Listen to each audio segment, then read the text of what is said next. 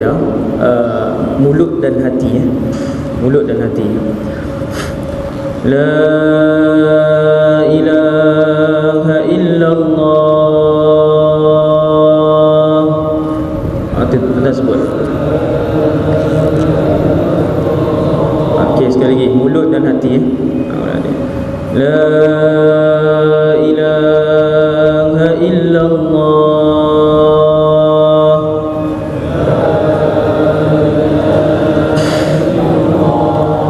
Sayyiduna Muhammadur Rasulullah.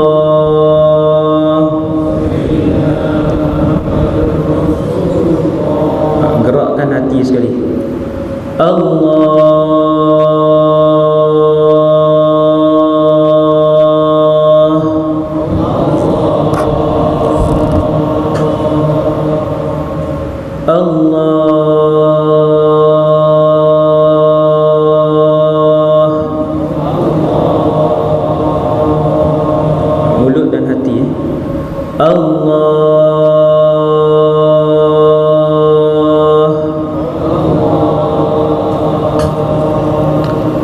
Assalamualaikum warahmatullahi wabarakatuh.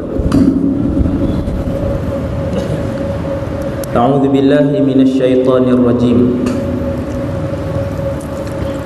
Bismillahirrahmanirrahim.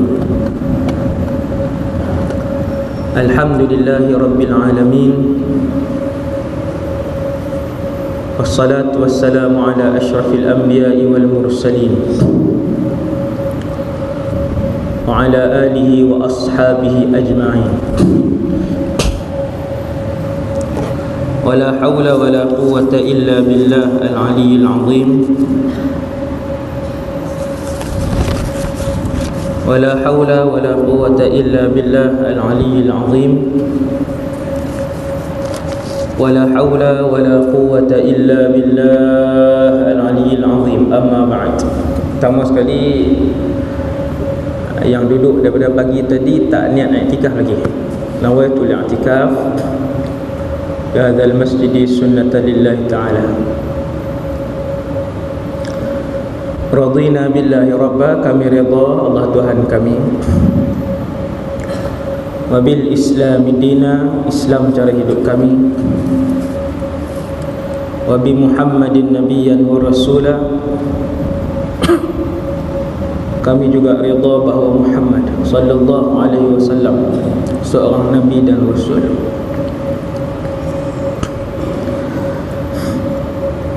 Syukur pada Allah Subhanahu wa taala atas nikmat iman dan Islam. Syukur juga kepada Allah Subhanahu wa taala yang mengekalkan tuan-tuan. Ada orang Allah takdirkan untuk dia sibuk, maka dia kena balik. Pakat baliklah tak sah. Dan ada orang Allah sangat menyayangi dan memberikan lebihan rahmat kepada dia. Selepas majlis ilmu, dia masih kekal dalam lagi satu majlis ilmu.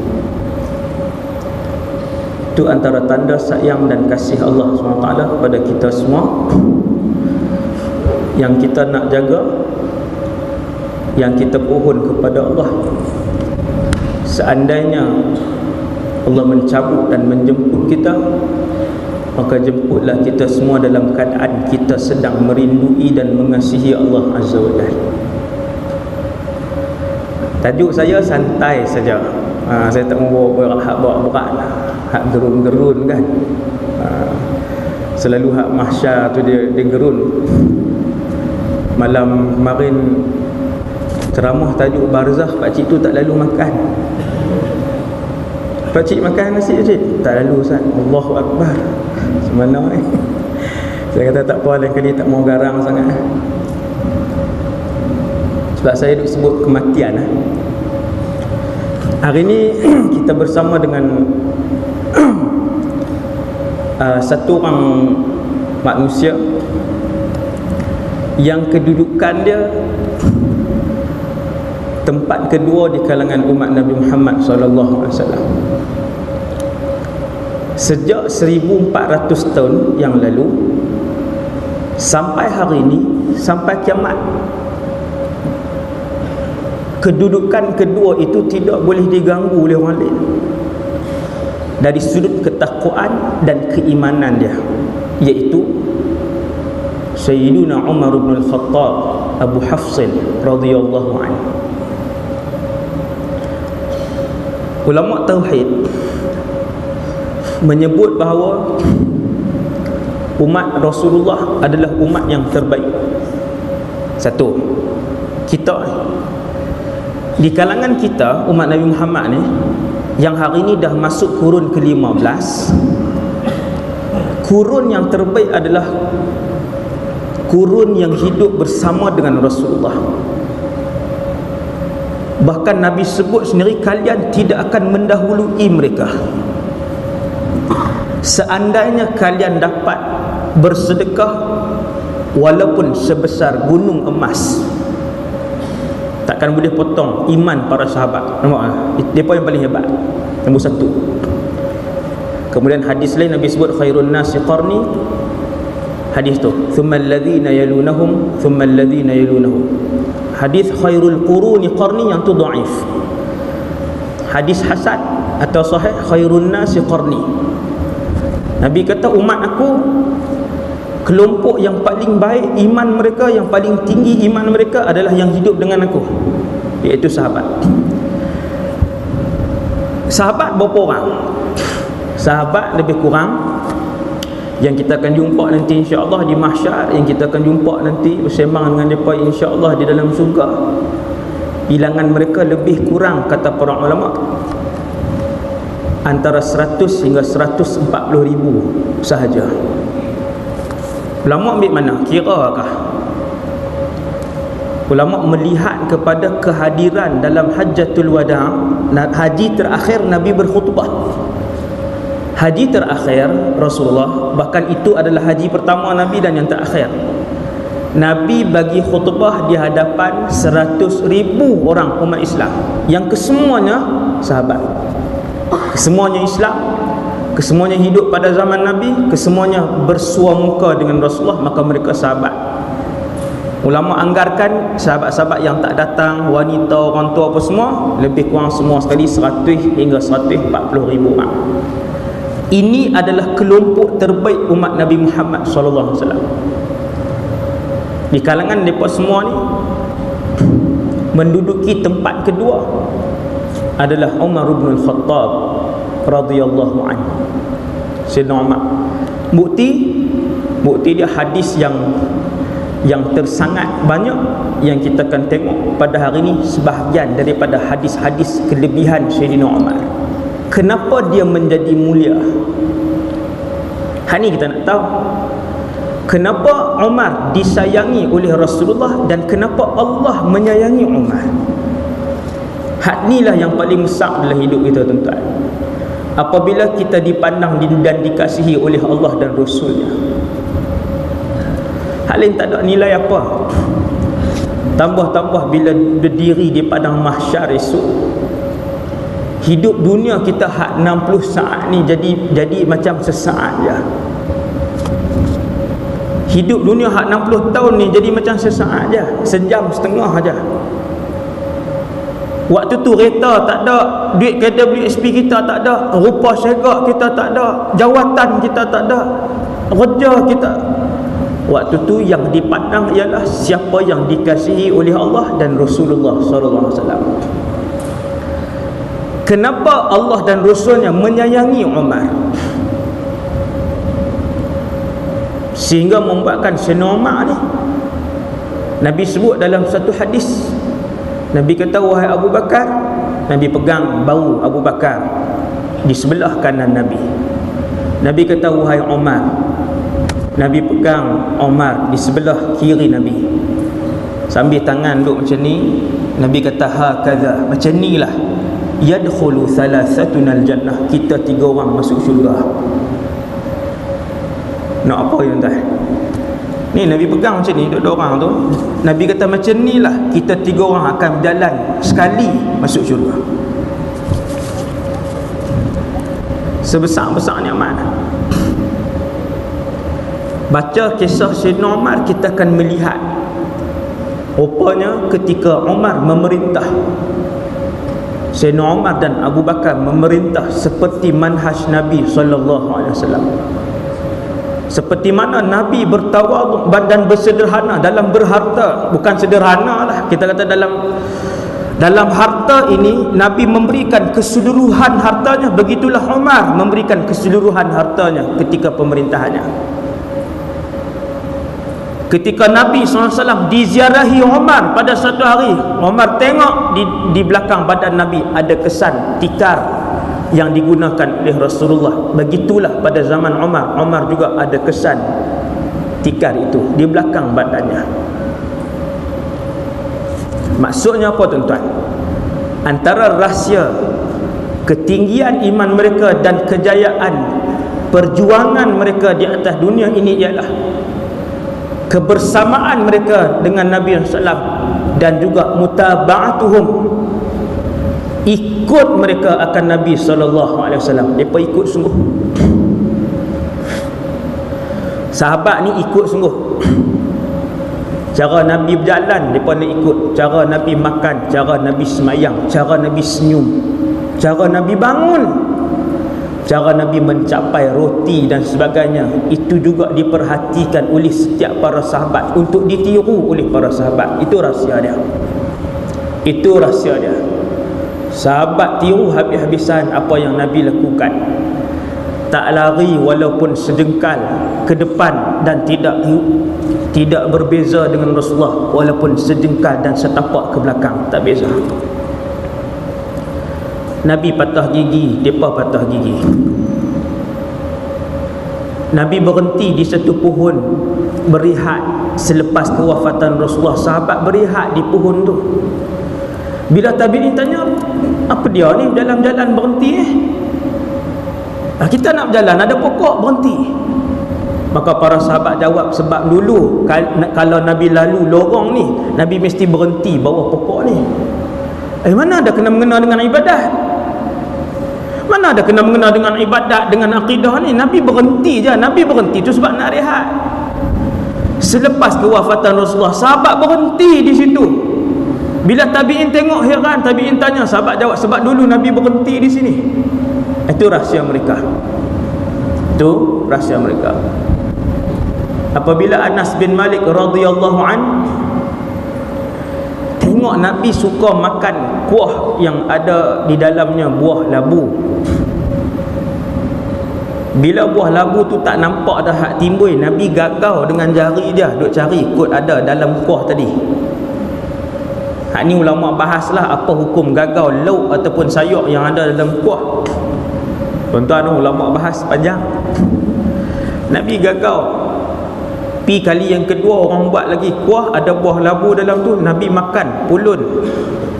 Kata Sayyidina Anas, semenjak kali pertama aku melihat Rasulullah menyukai buah itu, hati aku terus menyukai buah itu. Bukan pasal dia pun suka buah tu sedap tak, kerana Nabi menyukainya. Lah makanan lah makanan. Kita biasalah, tok guru kita suka Domino's, kita suka Pizza Hut. Tok guru moden kan. Tok guru kita suka cakotau, kita suka apa nama mi kari. Mana boleh sama? Dia order lain, kita order lain lah. Tok guru tak tok guru, bab makan tak ada kompromi. Nasi lemak apa kan. Sahabat tuan-tuan, bila Nabi gagau buah labu, Nabi suka buah labu, kata Sayyidina Anas, aku mendapati hatiku telah menyukai buah itu kerana Nabi menyukainya. Dia sahabat. Kita duk dengar Nabi semayang duha 30 tahun dah. Nabi suka buat duha, Nabi tak pernah tinggal duha sampai wafat. Semua dalam kuliah ni tahu. Tapi sampai 30 tahun duha tak dekat juga.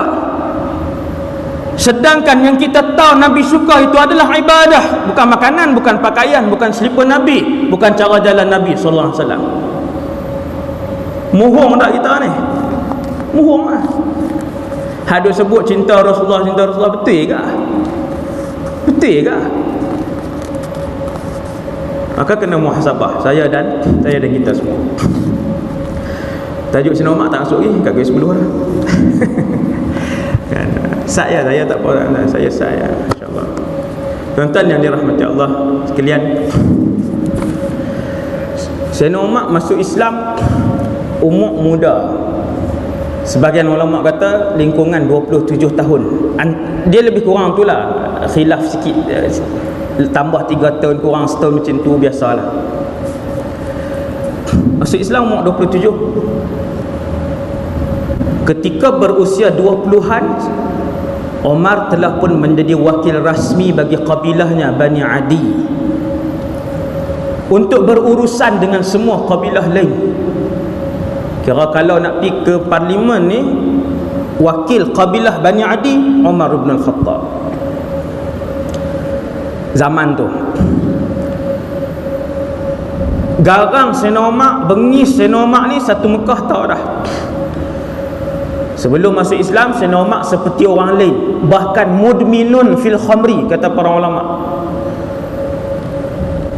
Sayyidina Umar membunuh macam orang lain juga, berperang, bunuh orang, perang antara kabilah, bunuh orang. Sayyidina Umar juga menyembah berhala. Kita sebut benda ni bukan untuk membongkarkan aib Sayyidina Umar, tapi kita nak beritahu bahawa satu orang manusia yang sampai tahap itu,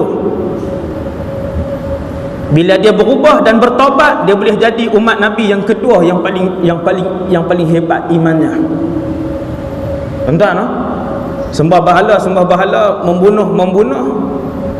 Dan Sayyidina Umar juga seorang yang ketagih kepada minuman arak. Mudmin, bukan peminum biasa, mudmin. Mereka akan ada majlis khas, pergi minum. Kalau tak ada di rumah dia pergi cari. Kalau habis. Satu orang manusia yang garang. Dah garang, kuat pula. Dah kuat, tubuh besar pula. Besarnya tubuh Sayyidina Umar ada dua riwayat. Yang pertama, bila dia naik kuda, kaki dia duk pijak bawah. Dia boleh sentuh tanah. Kuda ni tuan-tuan, kalau kuda Arab, faras Arabi, kuda Arab ni antara kuda yang terkuat di dunia. Tinggi, dia badan dia tegak dengan tinggi. Kita berdiri ni, belakang dia sama dengan saya ni. Kalau naik tu saya kata lah, memang lagi semeter lah bawah, nak sampai kaki bawah kan, lebih kurang. Sayyidina Umar, tingginya dia ni, dia seorang je tinggi macam tu tuan-tuan. Bila dia naik, kaki dia boleh keh bawah, keh tanah, keh tanah. Sebab itu bila Umar berjalan dengan sekumpulan sahabat 30-40 orang, memang nampak dia paling tinggi. Adapun Rasulullah sederhana, tak renjong sangat dan tak pendek. Nabi sederhana. Dan tinggi besarnya badan Sayyidina Umar ni, bila dia naik kuda, pernah sekali dia beli kuda patah pinggang. Naik kuda patah pinggang, dia nak bagi balik. Tapi waktu tu dia Amirul Mukminin. Bila dia nak bagi balik, penjual kuda tu kata, saya nak file kes ni di mahkamah. Nak saman Perdana Menteri ni? Saman Perdana Menteri, tak kira. Waktu tu penjual kuda tu nak saman PM Sayyidina Umar waktu tu. Sayyidina Umar setuju, tak apa. Bawa pergi, akhirnya dijatuhkan putusan. Sayyidina Umar sama ada dia ambil benda hak dia beli ataupun kembalikan kuda tu seperti mana yang dia ambil dalam keadaan tak patah pinggang. Hakim tu yang menjadi qadhi 4 pemerintah Khulafa' Rasyidin, nama Syuraih waktu tu, Syuraih. Tuan-tuan, jadi Sayyidina Umar ni memang besar lah, tinggi dapat.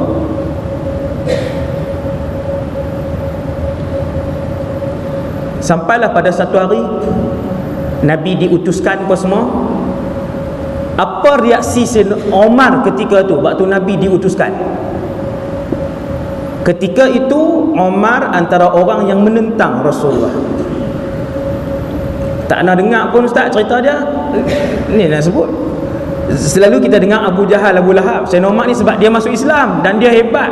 Bila dia masuk Islam, dia jadi seorang sahabat yang hebat. Maka cerita-cerita dulu ni lah. Di antara yang menentang Rasulullah, sampai tahun ketiga Nabi berdakwah. Selepas 3 tahun Nabi naik atas satu bukit, Nabi pun berisytihar secara terang-terangan. Kau mai berimpun di kaki bukit. Nabi kata, ana Rasulullah,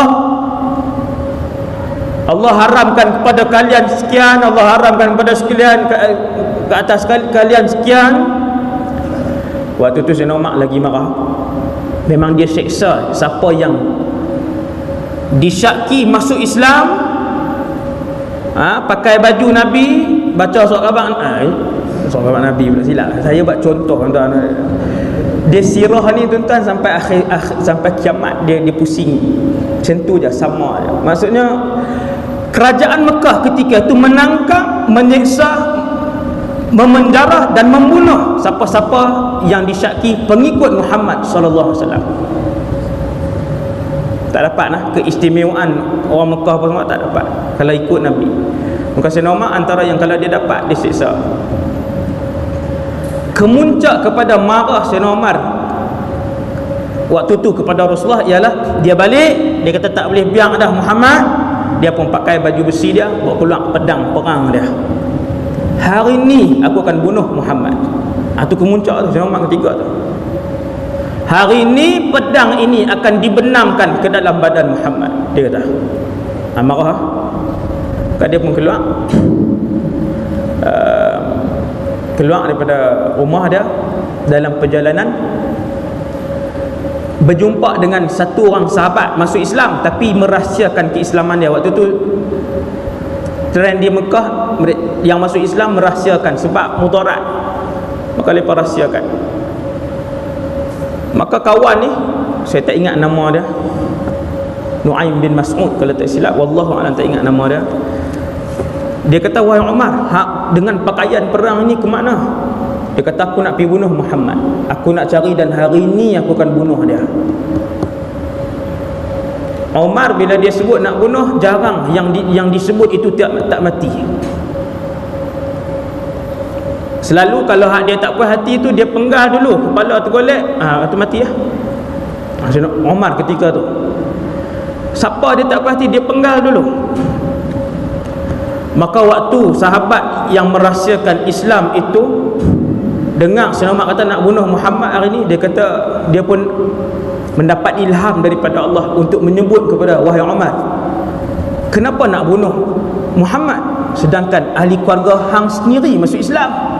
Ahli keluarga. Umar tanya siapa? Laki tu jawab, sahabat tu jawab, Fatimah bintul Khattab. Saudara Umar daripada nak pi rumah Rasulullah, kena pi taman lain. Kena pi taman lain. Pi taman siapa? Adik. Lagi marah. Dia duk kawal siapa pun jangan pi sokong Muhammad. Apa semua, tiba-tiba adik sendiri masuk Islam. Tak jadi bunuh Muhammad, nak pergi mengamuk di rumah adik dia. Sampai di kawasan rumah adik dia Fatimah dengan suaminya Sa'id bin Zaid radhiyallahu anhuma, dengan sahabat yang mengajar Quran. Ini sahabat yang lama, sangat senior dalam Islam, tapi jarang orang kenal. Nama Khabbab ibn Arz.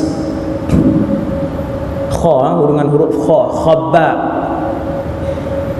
Sebut nama sahabat bagi betul kan. Nama pemain bola sepak boleh sebut elok, Cristiano Ronaldo kan. Boleh sebut elok dia lagi. Jadi nama sahabat ramai orang sebut. Khabbab ni guru Quran. Tuan-tuan bayang tengok, dia antara yang paling awal, dan dia antara yang paling teruk menerima siksaan daripada orang-orang Mekah. Selepas kewafatan Rasulullah sampai wafat Abu Bakar, sampai zaman Sayyidina Umar pernah panggil Khabbab. Dia kata, wahai Khabbab, dulu hang buat satu benda aku tak puas hati dengan hang depan Nabi. Apa Khabbab buat? Waktu Nabi duduk rehat di tepi Kaabah, Nabi sedang beribadat, Khabbab pergi tanya, ya Rasulullah, matan nasru, bila lagi kemenangan? Tak tahan. Dia tanya tu, Nabi merah muka. Tuan-tuan, kita duk sibuk berjuang, kita letih berjuang siang malam buat kerja. Yang mereka duk tanya bila nak bila nak menang, bila nak menang, bila nak menang. Hampa ni hak mana ni? Jadi Khabbab pergi tanya, ya Rasulullah, bila Allah nak turunkan pertolongan, bila kita nak menang? Dua soalan tu. Nabi merah muka. Nabi kata, wahai Khabbab, agama ini akan menang. Agama ini pasti menang, kerana sunnatullah ialah yang hak akan melenyapkan yang batil. Saya nak tengok Nabi berubah muka. Dia kata, Khabbab ni nak kenang aku dah ni. Tuan-tuan, dia simpan benda tu sampai dia jadi khalifah. Dia panggil Khabbab, dia kata, li alaika syai', dia kata, hang ada hutang aku. Dulu hang pergi jumpa Nabi, hang cakap-cakap sekian, Nabi sampai kecil hati. Hang tak boleh sabar ke? Dia kata, Khabbab ni tok guru Quran antara yang terawal ni. Hang ramai orang tak kenal. Saya perkenalkan sahabat ni. Khabbab kata, wahai Amirul Mukminin, hang tahukah aku kena siksa apa waktu tu? Umar kata, tak tahu. Aku diletakkan di atas bara api, kemudian diguling-gulingkan tubuh badanku sehingga lemak dan darah yang keluar daripada badanku memadamkan bara api itu. Dia angkat jubah dia, tunjuk masih ada tulang yang tersembul keluar di belakang badan dia. Tulang terkeluar. Berapa ton punya tulang tu, berapa ton punya tulang tu duk ada lagi. Sayyidina Umar pun diam. Sayyidina Umar orang tak berani sentuh. Sedaplah dia, kan? Khabbab ni orang ambil lambung pergi belah ni, lambung pergi belah ni, tak atas bara, guling. Bila Sayyidina Umar tengok, oh, sebab itu sahabat ini bersuara kepada Nabi SAW. Lepas kena tu, tuan-tuan. Tapi sahabat ni dia tak angkat ke Nabi. Bila Nabi kata dia tak angkat, dia kata, ni Rasulullah ni teruk dah kena. Sahabat redha pi macam tu je. Perjuangan sahabat. Saya dan kita semua 1% pun tak sampai, kan? Duk buat kerja dakwah belah-belah tahun lah. Adakah orang main penyempak sebab sebarkan Islam? Tak ada lagi. Tak ada lagi. Orang main sepak ke, orang main beli apa di rumah, tak lagi. Baru duk demam macam tu lah. Demam sebab ceramah banyak kan. Tak noh. Punya teruk kami lah. Kemudian Sayyidina Umar ni bila dia mai, dia berjalan pergi ke rumah adik dia. Sebelum dia retuk pintu, Fatimah bagi tahu dah, abang aku mai, Umar bin Al-Khattab. Cara berjalan kan, tu dia lah. Cara berjalan kira macam dengan bau dia berlaga alang kan, bang terbang berlaga apa semua. Fatimah kata, Umar. Kali-kali depan Khabbab hilang dah, menyorok siap. Sayyidina Khabbab pun kenal Sayyidina Umar ni, hilang saja dah, masuk dalam ni. Tinggal Fatimah dengan Sa'id bin Zaid. Sa'id bin Zaid pun ramai orang tak kenal. Sedangkan Sa'id bin Zaid ni salah seorang yang Nabi sebut nama dia ahli syurga. 10 yang dijamin syurga, antaranya Sa'id bin Zaid. Kita tak perasan, hebat lah. Cerita tentang dia hebat lah. Hari ni bukan cerita tentang dia. Sa'id bin Zaid ni sepupu Sayyidina Umar. Dalam masa yang sama adik ipar Sayyidina Umar. Mereka ada baca Quran, tapi bukan Quran seketui macam hari ni, lembaran atas tulang atau atas pelepah, atas batu dan sebagainya. Tidak dikumpulkan lagi. Kemudian bila dengar Sayyidina Umar, Sayyidina Khabbab pun hilang, masuk menyorok siap dah. Tinggal daripada orang, Sayyidina Umar kata bang buka pintu. Apa yang hampa duk baca tak sah aku dengar? Tak baca apa? Aku dengar hampa masuk Islam. Kalian dah bersama dengan Muhammad. Dia pun cekak Sa'id bin Zaid. Dia nak pukul adik ipar dia, Sa'id bin Zaid. Datang Fatimah bintul Khattab nak halang. Dia tampak Sayyidatuna Fatimah, jatuh Sayyidatuna Fatimah dan berdarah mukanya. Bila jatuh terhantuk berdarah ni kira kuat tuan. Ni belaga ni bang darah. Fatimah kata, ya kami perlu agama Muhammad. Fasna' ma badalah, buat apa yang kamu nak. Kami akan kekal dengan agama ni. Tu mujahidah zaman dulu no. Mujahidah zaman kita jumpa lipas kan, laut pun nangis lah. Lipas 2 ekor abang, oi kat depan tak takkan nak tunggu. Lipas jaga dek dok. Mujahidah zaman dulu depan Umar, dia cakap depan Umar, ya kami perlu agama Muhammad, fasna' ma badala, buat apa yang hang nak buat, silakan. Nak bunuh kami, nak pancung kami. Sayyidina Umar jadi kesian, adik perempuan darah muka penuh ni jatuh terantuk. Dia duduk termenung lama. Dengan keberkatan doa Nabi SAW, dia kata, aku nak tengok apa yang hampa baca atas saat. Fatimah kata, kamu najis sebab kamu musyrik, kamu kafir, kena mandi. Pergi mandi, bersihkan badan kau semua. Dia ajaklah cara kan, pergi mandi, bersihkan badan. Fatimah pun buat keluar lembaran tadi. Buat keluar pula dekat surah Taha. Buat keluar pula kat surah Taha. Sayyidina Umar pun pegang. Umar ini satu orang yang sangat tinggi kepimpinan dia, bukan kata garang kuat dalam medan perang. Kepemimpinannya sangat tinggi. Dan yang kedua, seorang yang sangat cerdik. Dia himpun semua benda. Sebab tu waktu dia nak wafat, Abdullah bin Mas'ud puji Sayyidina Umar, kalau kamu nak cari satu orang dalam masa yang sama, dia pemimpin, dia panglima perang, dialah semua, Umar bin Khattab. Kebijakan akal dia, kepetahan dia bila berpidato sebagainya, Sayyidina Umar. Dia alim. Sebab tu bila dia baca Taha, ma anzalna 'alaikal qur'ana litashqa, wahai Taha, letakkan ia wahai Muhammad, kami tidak turunkan Al-Quran ini untuk kamu susah. Dia baca tersentuh. Dia kata, aku nak jumpa Muhammad. Hidayah Allah masuk dalam hati dia. Masuk terus tuan. Hidayah masuk. Dia berasa nak masuk Islam. Khabbab yang tadi bersembunyi pun keluar. Khabbab kata, cepat wahai Umar, bersegera wahai Umar, kerana aku pernah mendengar Rasulullah SAW berdoa, ya Allah, menangkanlah Islam ini bi ahadil umarain. Ataupun dengan riwayat lain, Allahumma izzal Islam bi Umar bin Khattab atau bi Amr bin Hisham. Dua orang Nabi doa, ya Allah, kau menangkan agama ini sama ada dengan Islamnya Umar ataupun dengan Islamnya Abu Jahal. Doa itu terkena pada Umar bin Khattab. Dia bahasa nak masuk Islam, dia pun nak cari rumah. Mereka pun tunjuk rumah rahsia. Rumah tu kekal rahsia selama 13 tahun Nabi berdakwah di Mekah. Rumah Al-Arqam ibn Abil Arqam. Itu strategi Nabi tuan-tuan. Dikatakan Arqam ibn Abil Arqam itu juga bukan nama sebenar sahabat tu. Strategi Rasulullah. 13 tahun kerajaan Mekah tak boleh detect rumah tu. Tak tahu tang mana sahabat-sahabat berhimpun ni, tak tahu tang mana.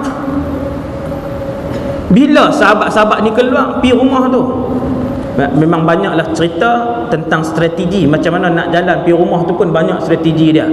Baling batu belah kanan, masuk kanan, tuang ayak, kena berhenti, macam-macam strategi nak ke rumah tu. Membuatkan 13 tahun rumah tu SP tak boleh kesan.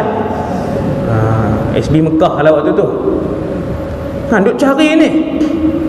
Duk cari ni, tang mana ni, lepas ni duk mesyuarat, duk pi ceramah, duk pi ajak ni, tang mana, tak jumpa. Sayyidina Umar sendiri tak tahu rumah tu. Akhirnya dibawa pi ke rumah tu. Memang Nabi ada bersama dengan sahabat. Baca, Sayyidina Umar pun ketuk, sahabat pun tengok ke lubang tu. Sahabat kata, Umar, pakat beronok pergi belakang. Umar beronok pergi belakang. Hamzah bangun. Waktu tu Sayyidina Hamzah dah masuk Islam. Sayyidina Hamzah masuk Islam bila yang tu khilaf. Cuma yang sahih, tuan-tuan pegang, selalunya pegang benda macam ni. Yang sahih dia masuk Islam sebelum Umar. Dah selesai. Ada yang sebut 3 hari sebelum Sayyidina Umar, ada yang sebut berapa tahun. Banyak pendapat di kalangan ulama. Tak apalah, yang penting sebelum Sayyidina Umar, Sayyidina Hamzah dah masuk Islam. Selesai. Tuan-tuan, bila semua sahabat pergi ke belakang, seorang saja berani pergi ke pintu. Hamzah ibn Abdul Muttalib, ponakan Nabi. Dia kata, biarkan aku yang menyambutnya. Kalau dia datang dengan niat buruk, pedang itu yang akan memenggal lehernya. Hamzah ni pun sakan juga, hobi dia memburu singa. Kita berlari dari singa. Main. Hobi dia. Salah satu sirah nama ni Abul Hasan Ali An-Nadwi rahimahullah. Jadi dia pergi ke situ. Bila Sayyidina Hamzah bangun cakap macam tu, nak pergi ke pintu, Nabi kata, mengenyamping wahai Hamzah, bapa saudaraku, pergi sebelah. Ni Rasulullah. Yang paling berani di kalangan sahabat kesemuanya, tuan-tuan tengok sirah, adalah Nabi sallallahu alaihi wasallam. Nabi dengan para sahabat pernah duduk di satu tempat, bunyi satu suara yang pelik sangat kuat. Tuan-tuan, tak ramai sahabat berani ambil kuda api. Semua duk agak ni, kawan ni tengok muka kawan ni, kawan ni tengok muka kawan ni. Akhirnya 3-4 orang berazam kena pergi tengok juga apa jadi. Sampai sana, Nabi duk siap dah. Nabi dia seorang sampai dah. Ini keberanian Rasulullah. Bila Hamzah bangun, Nabi kata, menyamping wahai Hamzah, pergi. Buka pintu, biar Umar masuk. Hamzah buka pintu, Sayyidina Umar pun masuk, mai ke depan. Bila sampai depan Nabi, Rasulullah SAW mencekak leher Umar. Ni baju dia tang leher, dia cekak. Nabi cekak dia. Nabi kata, tak sampai masakah lagi wahai Umar untuk kamu beriman dengan Allah. Benda tu rupanya Nabi duk berasa dah. Cumanya sahabat tengok, baru sahabat nampak keberanian Rasulullah. Nabi tentulah kan, cerita panjanglah keberanian Nabi. Umar pun jawab, ya Rasulullah, aku main pagi ni, aku main tengah hari ni, memang nak sebut la ilaha illallah sayyiduna Muhammadun Rasulullah wa annaka Rasulullah. Nabi pun sebut Allahu Akbar. Bila Nabi bertakbir, semua sahabat takbir. Bila sahabat hak depan takbir, muslimat hak duduk belakang, waktu tu ada muslimat pun takbir, tapi dengan suara yang perlahan. Padahal muslimat kan tahu apa, duduk belakang. Kenapa mereka bertakbir?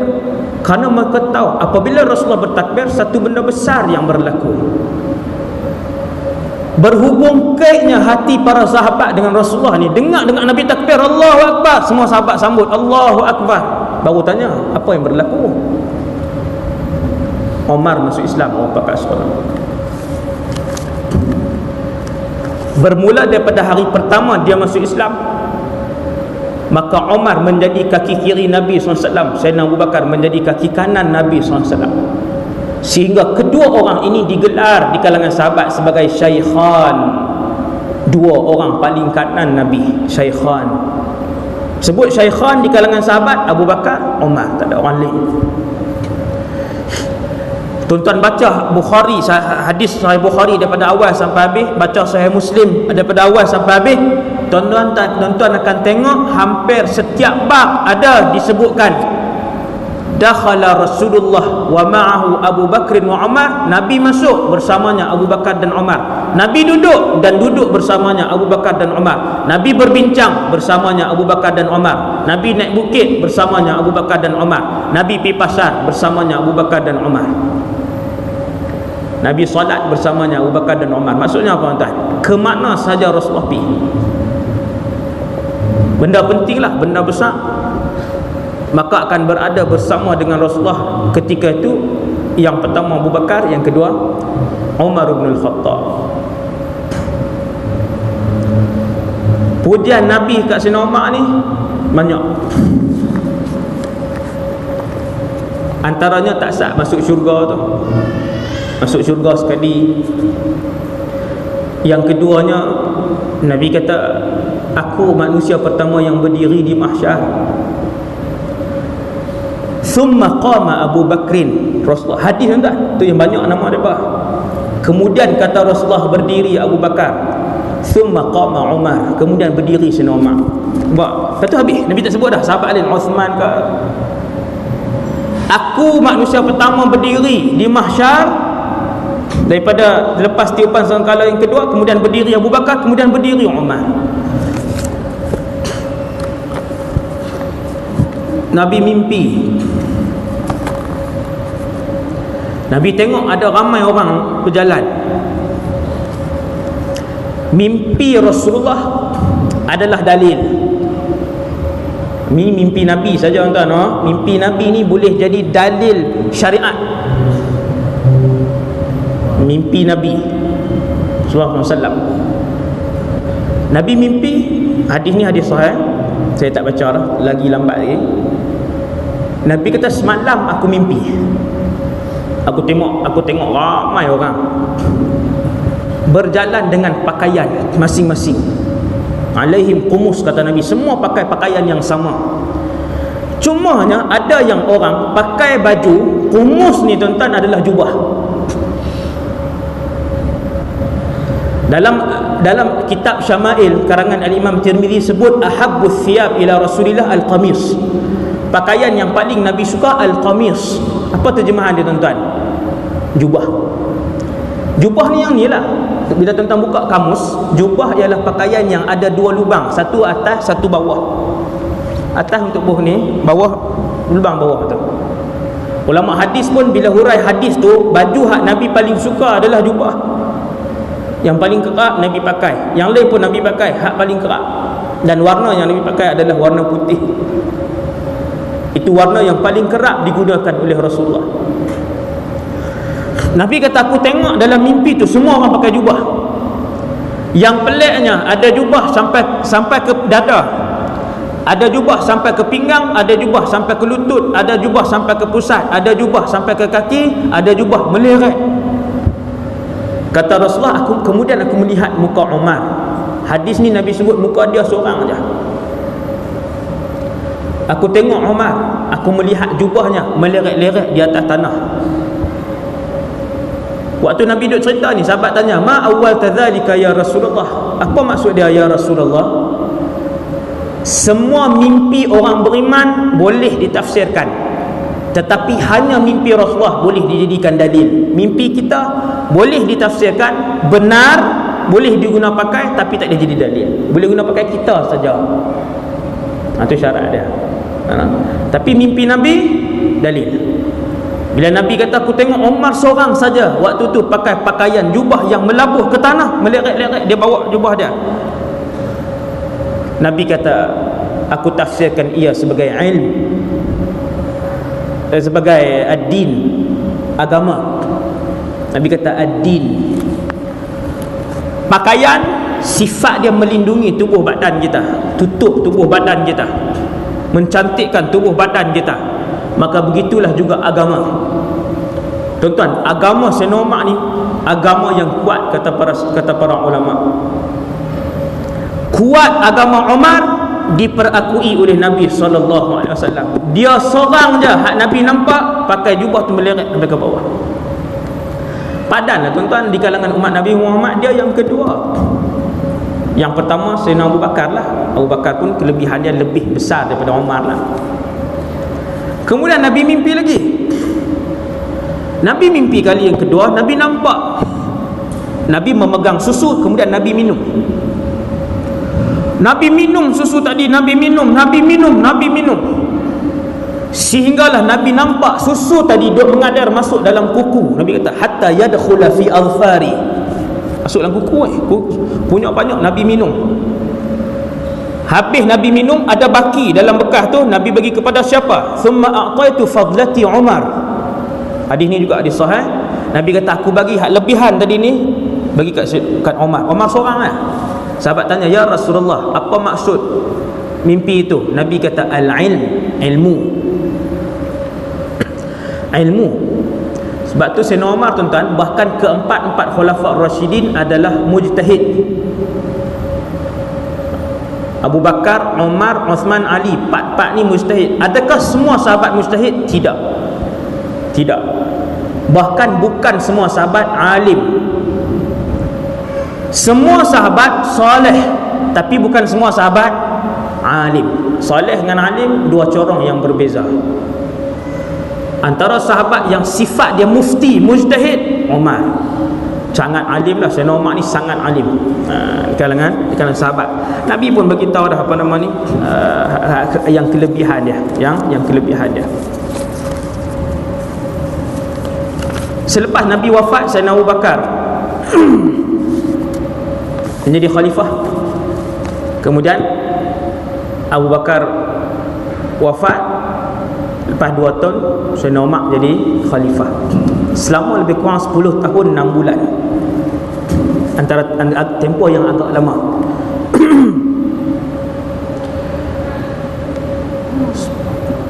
10 tahun 6 bulan Sayyidina Umar memerintah.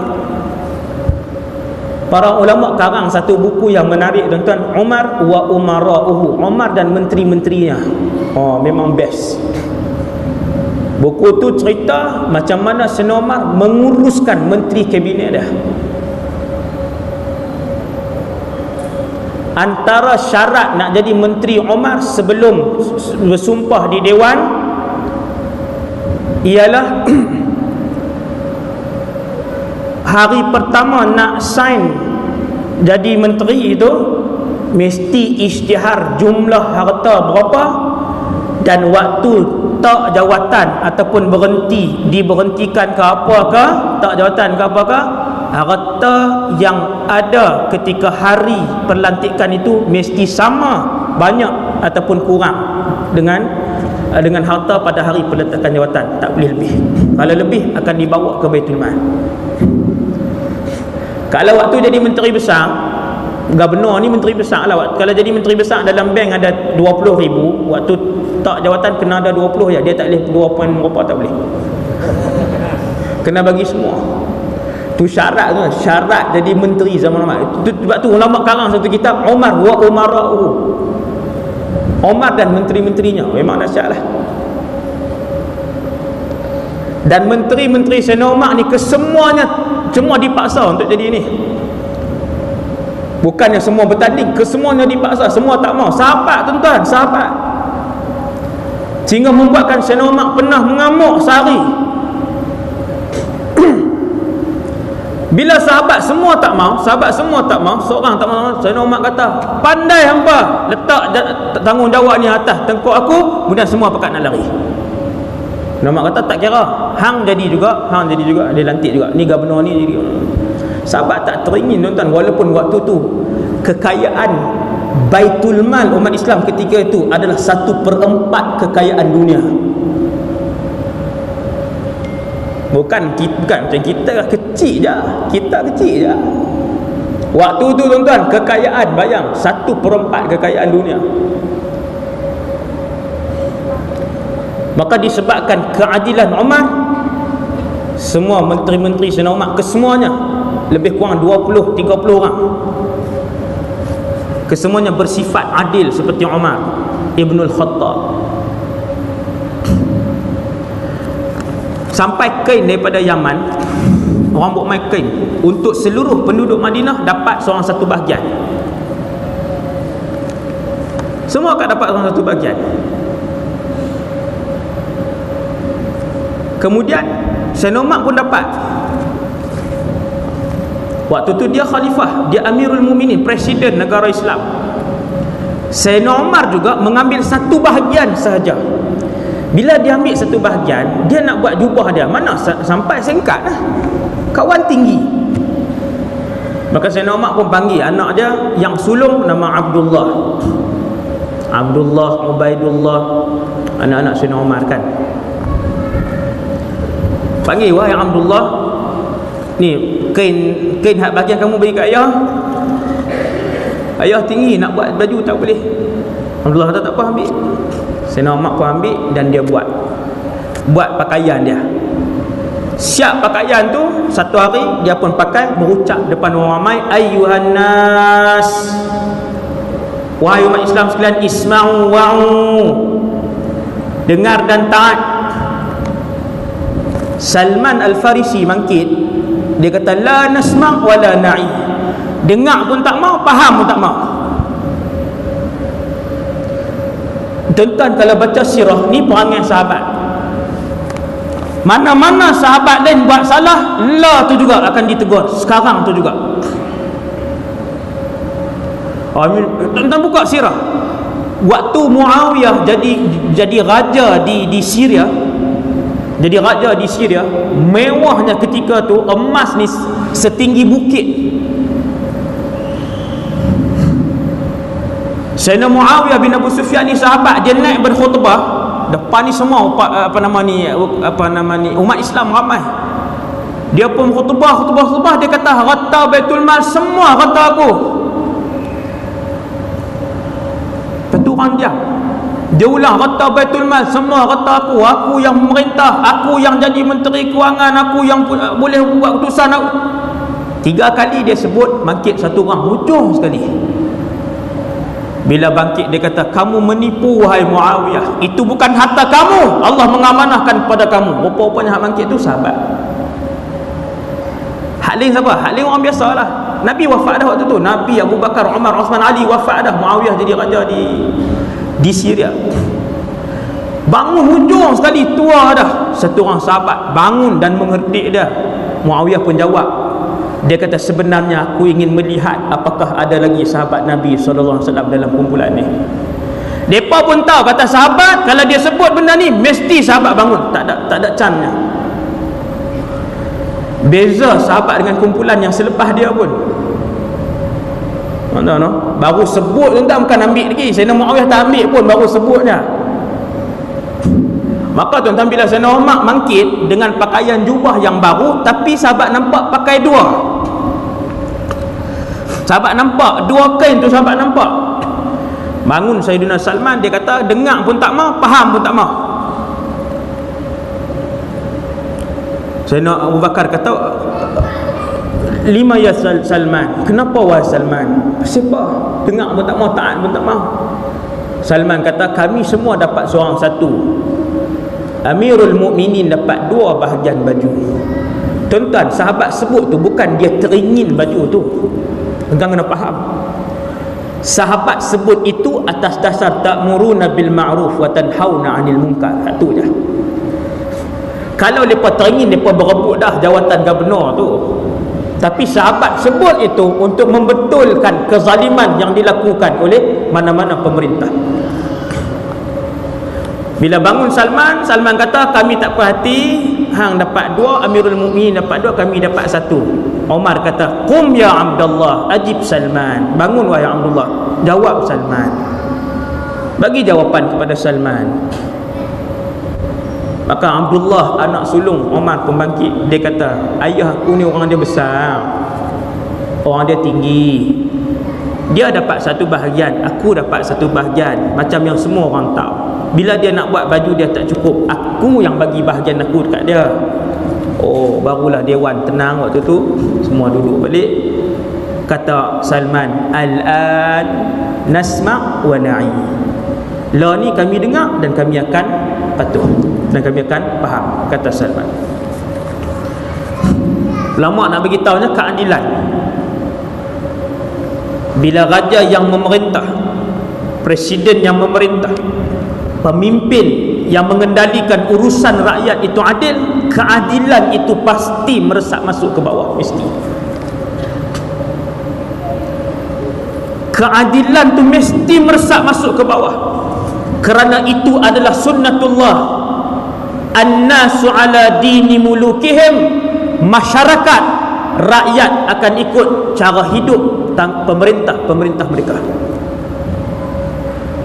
Kalau raja jenis zalim, dia akan jadi rakyat semua zalim, masuk rumah orang, pecah rumah orang, ragut orang, bunuh rogol orang dan sebagainya. Kalau dalam rakyat jadi kronik zina dan sebagainya, maka dia juga merujuk kepada pemerintah yang boleh jadi juga sekian. Wallahu a'lam. Disebabkan Umar ni seorang yang adil, keadilan itu, cerita keadilan rakyat umat Islam yang diperintah oleh Sayyidina Umar ni banyak. Anak Sayyidina Umar hak sulung, dia bantu ayah dia. Pergi tengok rakyat. Sayyidina Umar satu orang yang suka menyamar dan satu orang yang suka masuk pi ke kawasan orang ramai ni. Dia pergi tengok, dia pergi menyamar, dan kadang-kadang dia menutup mukanya. Sering dia menutup mukanya, dan dia sendiri yang mengheret. Arab panggil arabaya. Arabaya ni macam satu besi yang ada belakang tu ada macam pelantang, lepas tu ada roda tu. Tak kat binatang heret lah. Senomak dia yang pegang benda tu, dia yang bawa, dia tutup muka dia semua. Dia bawa benda tu, dia tak pergi siang, tengah-tengah hari, siang-siang. Dan dia tak bubuh name tag Umar. Dia bawa benda tu malam. Dah malam tutup pula muka. Sayyidina Uthman daripada rumahnya tengok waktu malam, siapa yang duk heret lagi ni? Gundi-gundi ni, dia pun tengok. Dia tanya pembantu dia, tu siapa dia tu yang tutup muka habis? Pembantu dia jawab, Amirul Mukminin Umar. Teriak Sayyidina Uthman, dia kata, laqad at'abal khulafa min ba'dihi. Dia ni telah meletihkan khalifah-khalifah selepas dia. Khalifah lepas ni lagi teruk lah, memang kena buat macam tu. Sayyidina Uthman dia pun tak tahu kata dia khalifah, tapi dia tengok tu, dia kata khalifah lepas ni mesti letih kan. Maka anak Sayyidina Umar juga ditugaskan, Abdullah ni pergi tengok sampai ke kampung, bukan di bandar saja. Saya tengok iklan kementerian luar bandar pun buat hari usahawan desa. Punya cerdik kita ni, hari usahawan desa, nak perkenalkan perniagaan modal apa semua, tahu buat di mana? Buat di Putrajaya. Usahawan desa mana yang duduk Putrajaya? Nak tu iklan. Saya jadi tengok benda tu, bukannya saya nak ni apa lah, pecah sikit kan. Bila Abdullah bin Umar dia pergi tengok, dia pergi padang pasir. Cerita ni masyhur lah, semua orang pernah dengar. Yang tu anak dia Abdullah. Kalau tengok riwayat tu balik, bukan Sayyidina Umar, yang tu anak dia. Bila Sayyidina Umar sampai, Ibnu Umar Abdullah ni, dia sampai satu tempat, ada satu orang remaja lelaki mengembala kambing. Mengembala kambing bukan macam kita kan, 30 ekor, 60 ekor, 100 kan. Arab ni bila dia mengembala kambing, bila dia pergi padang pasir ni, saya pernah tengok sekali kan. Saya duduk Syria 7 tahun, saya pergi Jordan, saya tengok kehidupan badui dan sebagainya. Sekali tu saya tengok satu badui ni, 3 orang, mereka bawa kambing penuh lembah bukit ni. Saya tengok daripada jauh, penuh kambing ni, lembah bukit. Saya kata berapa puluh ribu ekor ni, berapa puluh ribu ekor tu yang dia bawa tu, memenuhi lembah bukit. Waktu tu saya teringat hadis Nabi SAW. Waktu Nabi melihat orang bagi hadiah ke Rasulullah kambing yang memenuhi di antara 2 bukit, ghanaman baina jabalain. Hadis tu sahih, ada dalam Riyadhus Salihin. Kambing penuh antara 2 bukit. Ada orang lain mai kata, ya Rasulullah, banyaknya, ya Rasulullah, hebat ni, ya Rasulullah, hebat, harta ni mewah, ya Rasulullah. Nabi kata, apa mahu ke? Ambil semua. Mau ke? Seronok ke tengok ni? Ambil semua ni untuk apa? Jadi Ibnu Umar, anak sulung Sayyidina Umar ni, dia pun pergi pantau, tengok apa semua. Ayah dia suruh uji. Sampai satu orang remaja lelaki yang tu nak uji, wahai remaja, bi'ni syat, jual sekok boleh tak? Tuan-tuan, kalau ada 2000 ekor tentu 50 ekor orang tak camai. Abdullah bin Umar kata, wahai pemuda, boleh tak jual sekok? Pemuda tu kata, ana mamlukun mu'taman. Dia kata, pakcik, saya hamba abdi, tuan saya amanahkan jaga aja, bukan hak saya. Qul lil malik, kata Abdullah bin Umar, bagi tahu kat tuan kamu, akalahu dhi'bu, serigala makan sekor, bukan nak cap, ambil lah duit tu. Sekok berapa? Kan? Kok 500. Han jual 6 ekor boleh keluar iPhone dah. Remaja lelaki tuan, sebut atau meleleh ni. Sebut motor lah, motor lagi sakan lah. Bila Umar kata jual sekok, bagi tahu kat tuan hang, serigala makan sekok. Remaja tu jawab, "Madza aqulu lillah?" Aku boleh jawab kat tuan aku, serigala makan. Depan Allah aku nak jawab apa? Remaja tuan-tuan, Ruwai'il Ghanam, dia sebutlah hadis tu, pengembala kecil kambing zaman Umar, dia boleh sebut, aku jawab dengan tuan aku, serigala makan kambing ni, famadza aqulu lillah, depan Allah aku nak jawab apa? Kemudian yang kedua, apa nama hak tuan-tuan tengok, yang tuan-tuan dengar, budak perempuan dengan mak dia tu, ataupun dengan tok wat dengan tok dia, budak perempuan dengan tok dia jual susu malam tu, sebelum nak packing, nak siap esok nak jual, tok dia kata tambahlah ayam, umzujil labana bil ma. Tok dia kata kat cucu dia saat ni, tambah ayam. Cucu dia kata, naha amirul mu'minin an masjid labani bil ma. Senomak larang untuk kita menipu, berjual beli, duk tambah ayam dengan susu dalam susu. Tok tadi kata, fa aina Umar hatta yarana, Umar kan ada sampai nak tengok kita. Cucu tadi jawab, walakin Rabbu Umar yarana, akan tetapi Tuhan Umar duk tengok kita. Pak tuan-tuan, dia turun pergi ke bawah tuan-tuan. Prinsip keadilan tadi ni, seorang pemerintah dia akan turun pergi ke rakyat, dia mesti mengalir keberkatan itu. Itu sunnatullah. Itu sunnatullah. Maka kita pergi satu negara nak tengok kerajaan dia macam mana, tengok rakyat dia. Rakyat dia jujur, kerajaan dia jujur. Rakyat dia kuat mencuri, kerajaan dia juga kuat mencuri.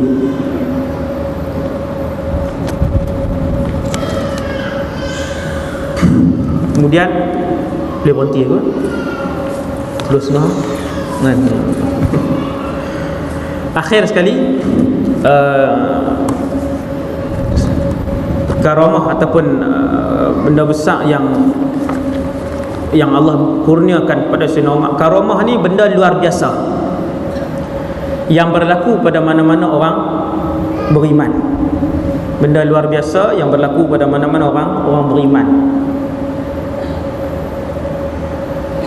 Kalau Nabi mukjizat, bakal Nabi irhas. Kalau orang beriman dapat benda luar biasa, mukjizat, karamah. Bila Sayyidina Umar dia naik khutbah, ni antara, tuan-tuan, saya duk baca kisah sahabat.